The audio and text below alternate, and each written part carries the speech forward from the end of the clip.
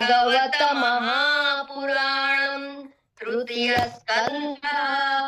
अथ नवमोऽध्यायः। ब्रह्मोवाच ज्ञातोऽसि मेद्य सुचिराननुदेहभाजान् न ज्ञायते भगवतो गतिरित्यवद्यम् नान्यत्वदस्ति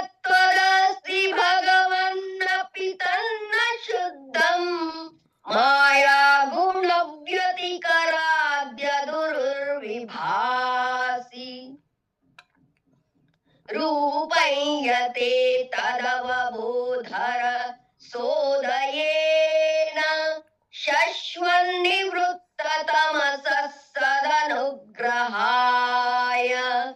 आदौ गृहीत मवतारशतैकबीजै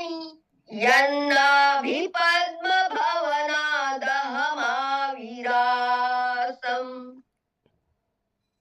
नातः परं परमयद्भवतः स्वरूप मानन्दमात्रमविकल्पमविद्धवर्चः पश्यामि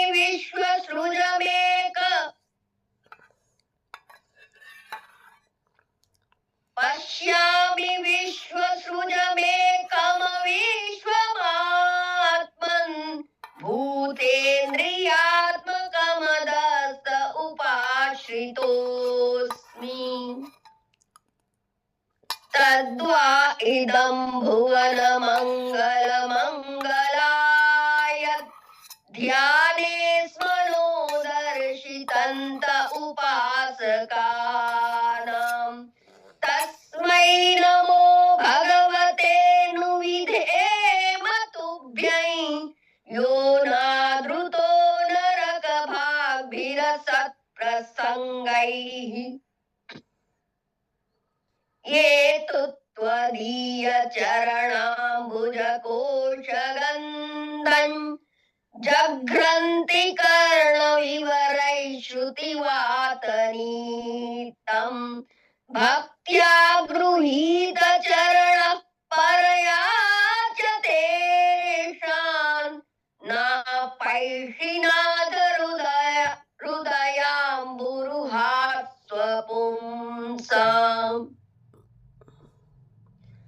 तावद्भयं द्रविणदेहसृहन्निमित्तं शोकस्पृहा परिभवो विपुलश्च लोभः तावन्ममेत्य सदवग्रह आर्तिमूलं यावन्न तेऽङ्घ्रिमभयं प्रवृणीत लोकः दैवेन ते हतधियो भवतः प्रसङ्गात् सर्वाशुभोपशमनाद्विमुखेन्द्रिया ये कुर्वन्ति कामसुखलेशलवायदीना लोभाभिभूतमनसो कुशलानि शश्वत् श्रुत्रुत्रिधातुभिरिमा मुहुरर्घ्यमानाः शीतोष्णवातवर्षैरितरेतरा च कामाग्निनाच्युतरुषाच्च सुदुर्भरेण सम्पश्यतो मन उरुक्रमसीदते मे यावत् पृथक्त्वमिदमात्मन इन्द्रियार्थ मायाबलं भगवतो जन ईश पश्येत् तावन्न संसृतिरसौ प्रतिसङ्क्रमेत व्यर्थापि दुःखनिवहं वहति क्रियार्था न्यापृतार्थकरणानिशि निश्चयाना नानामनोरथधिया क्षणभग्ननिद्राः दैवाहतार्थरचना ऋषयोऽपि देव युष्मत्प्रसङ्गविमुखा इह संसरन्ति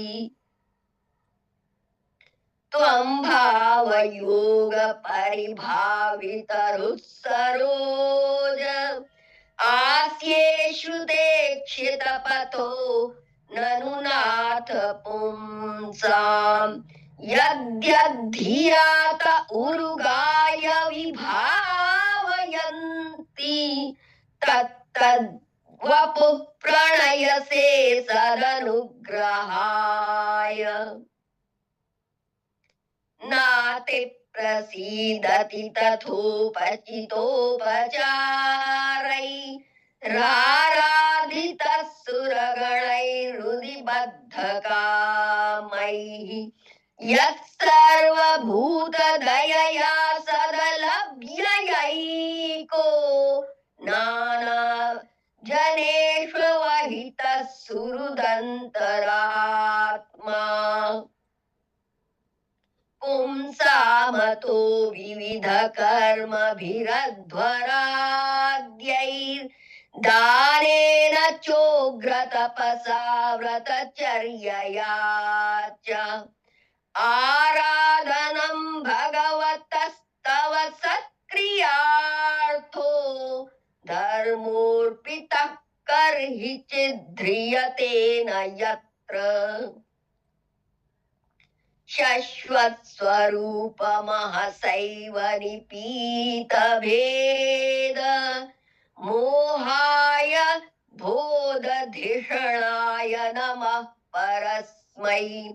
विश्वोद्भवस्थितलयेषु निमित्तलीलारासाय ते नम इदं चक्रुमेश्वराय यस्यावतार गुणकर्म विडम्बनानि नामानि येषु विगमे विवशा गृह्णन्ति तेनैकजन्म शमलं सहसैव हित्वा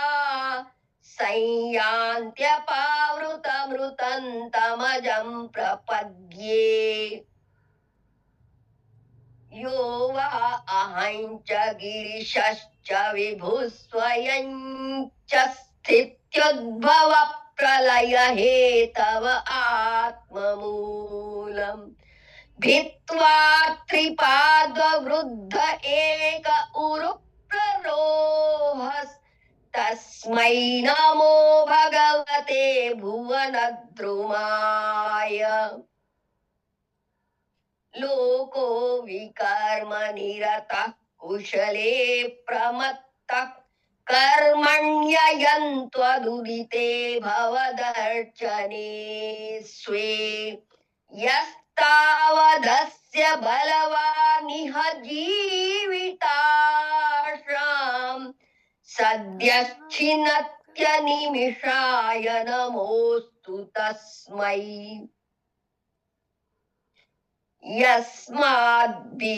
यस्माद्बिभेम्यहमपि द्विपरार्धधिष्ण्या मध्यासितः सकललोकनमस्कृतं यत् तेऽपि तपो बहुसवो वरुरुत्समानस्तस्मै नमो भगवते धीमखाय तुभ्यम् तिर्यं मनुष्य विबुधादिषु जीवयोनिष्वात्मेच्छयात्मकृतसेतु परीप्सया यः रेमे निरस्तरतिरप्यवरुद्धदेहस्तस्मै नमो भगवते पुरुषोत्तमाय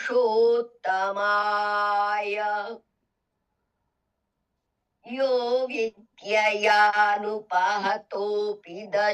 शार्धवृत्त्या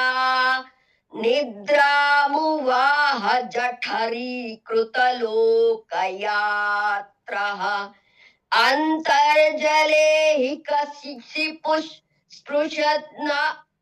अन्तर्जले हि कशिपुः स्पर्शानुकूलां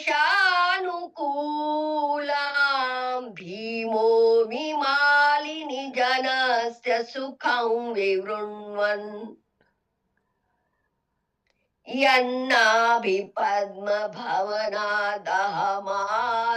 यन्नाभिपद्मभवनादहमासमीड्य लोकत्रयोपकरणो यदनुग्रहेण तस्मै नमस्त उदरस्थ भवाय योग निद्रावसान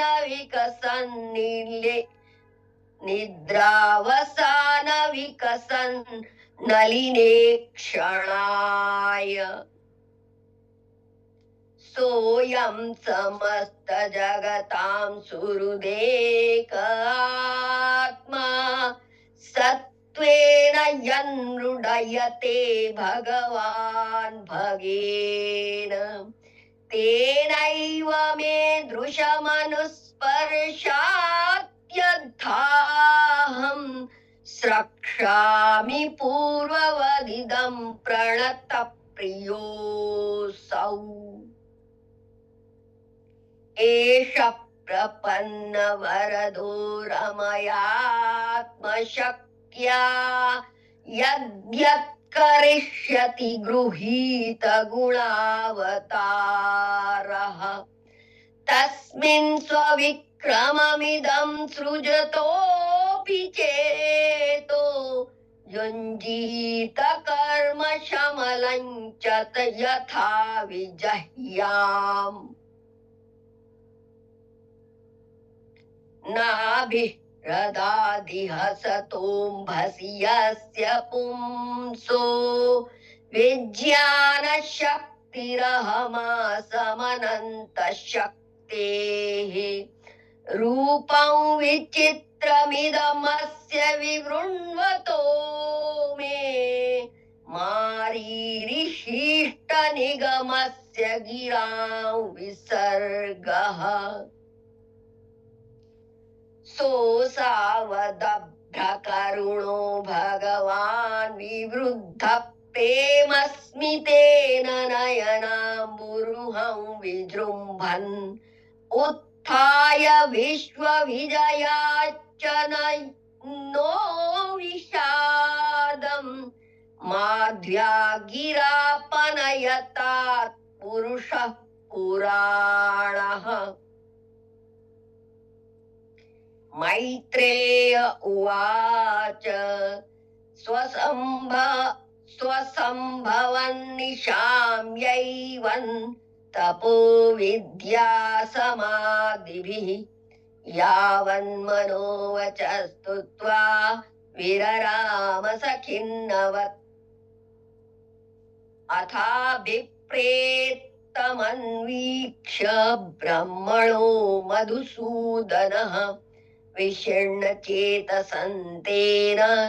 कल्पव्यतिकराम्भसा लोकसंस्थानविज्ञान आत्मनः परिखिद्यतः तमाहागाधया वाचा कश्मलं शमयन्निव श्रीभगवानुवाच मा वेदगर्भकास्तन्द्रीं सर्ग उद्यममावह तन्मयापादितं यग्रे यन्मां पार्थयते भवान् भूयस्त्वन्तप आतिष्ठ विद्यां चैव मदाश्रयां ताभ्यामन्तर्हृदि ब्रह्मन् लोकान् द्रक्ष्यस्य पावृतान् तत आत्मनि लोके च भक्तियुक्तः समाहितः द्रष्टासि मां ततं ब्रह्मन् मयि लोकां त्वमात्मनः यदा तु सर्वभूतेषु दारुष्वग्निमिव स्थितं प्रतिचक्षीतमाल्लोको जह्यात्तर्ह्येव कश्मलम् यदा रहितमात्मानं भूतेन्द्रियगुणाश्रयैः स्वरूपेण मयोपेतं पश्यन् स्वाराज्यमृच्छति नानाकर्मवितानेन प्रजा बह्वीः ससृक्षतः नात्मावसीदत्यस्मिंस्ते वर्षीयान्मदनुग्रहः ऋषिमाद्यन्न बध्नाति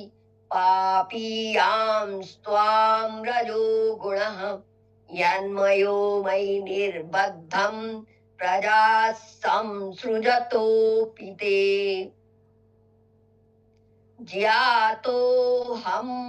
भवता त्वद्य दुर्विज्ञेयोऽपि देहिनां यन्मां त्वं मन्यसे युक्तं भूतेन्द्रियगुणात्मभिः तुभ्यं मद्विचिकित्साय मात्मा मे दर्शितो बहिः नालेन सलिले मूलं पुष्करस्य विचिन्वतः यच्चकर्थाङ्गमस्तोत्रं मत्कथाभ्युदाङ्कितं यद्वा तपसि ते निष्ठा स एष मदनुग्रहः प्रीतोऽहमप्सु भद्रन्ते लोकानां विजयेच्छया यदस्तौषीर्गुणमयन् निर्गुणं मानुवर्णयन् य एतेन पुमान् नित्यं स्तुत्वा स्तोत्रेण मां भजेत् तस्याशु सम्प्रसीदेयं सर्वकामवरेश्वरः पूर्तेन तपसा यज्ञैर्दानैर्योगसमाधिना राद्धन्निःश्रेयसं पुंसां मत्प्रीतिस्तस्त्वद्विन्मतम् अहमात्मात्मनान्धातः प्रेष्ठः सन् प्रेयसामपि अतो मयि रतिं कुर्यात् देहादिर्यकृते प्रियः सर्ववेदमयेनेद मात्मनात्मात्मयोनिना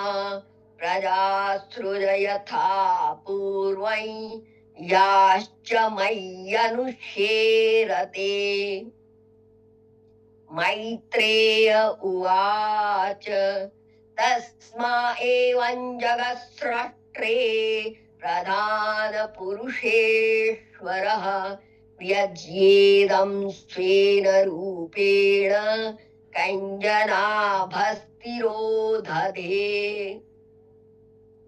इति श्रीमद्भागवते महापुराणे